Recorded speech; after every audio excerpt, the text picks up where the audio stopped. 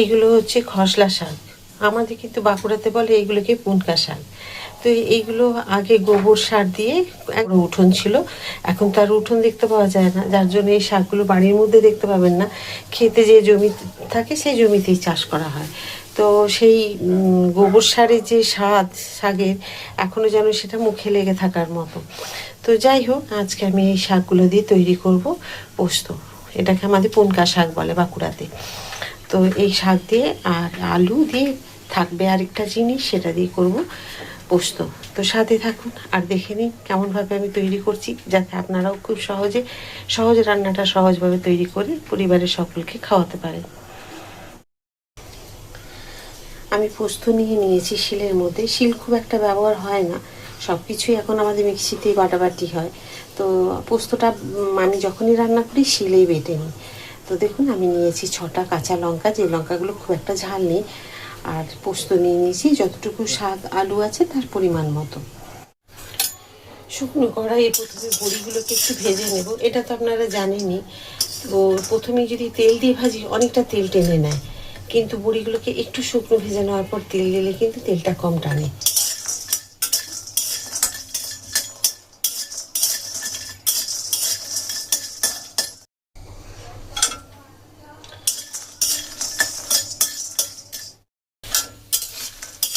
ভাজা হয়ে গেছে বড়িগুলো, এখন তুলে নেব।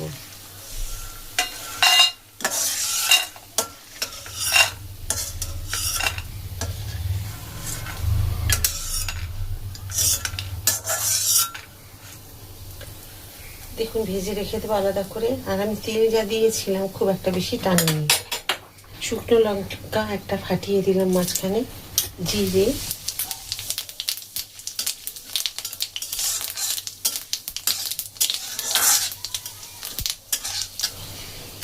কেটে রাখা আলুগুলো দিয়ে দেবো।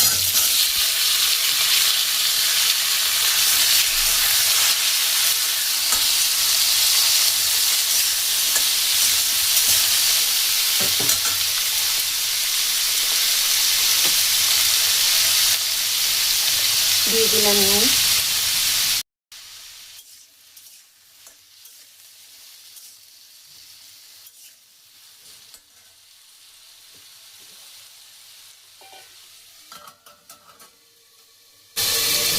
একটু ঢাকা দিয়ে দিলাম 5 মিনিটের জন্য।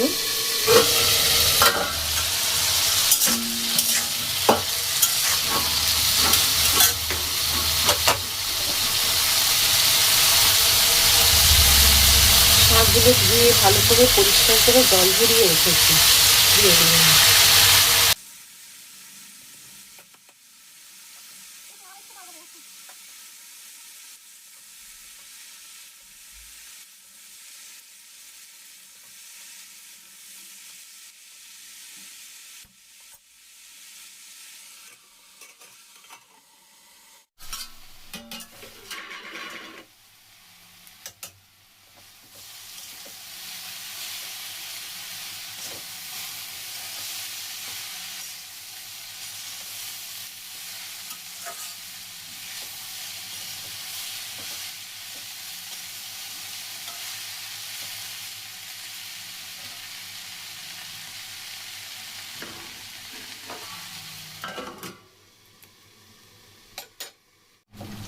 দেখুন, শাক থেকে তো একটু জল বেরোয়, সেই জলেই কিন্তু দেখুন এটা সেদ্ধ হয়ে গেল।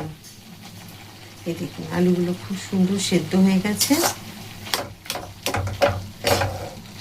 এবার আমি এটাকে একটুখানি এভাবে খুন্তি দিয়ে একটু ভেঙে ভেঙে নেব।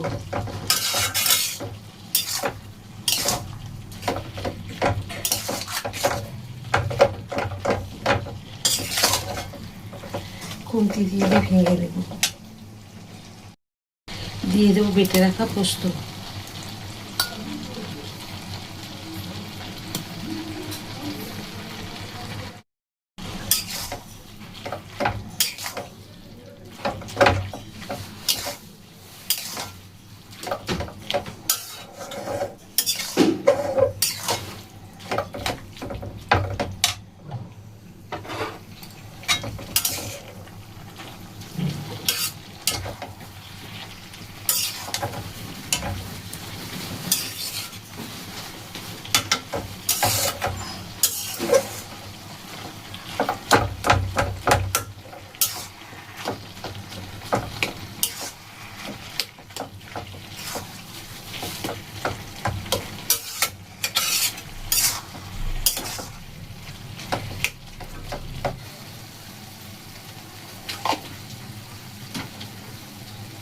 দেখুন কি সুন্দর হয়েছে দেখতে।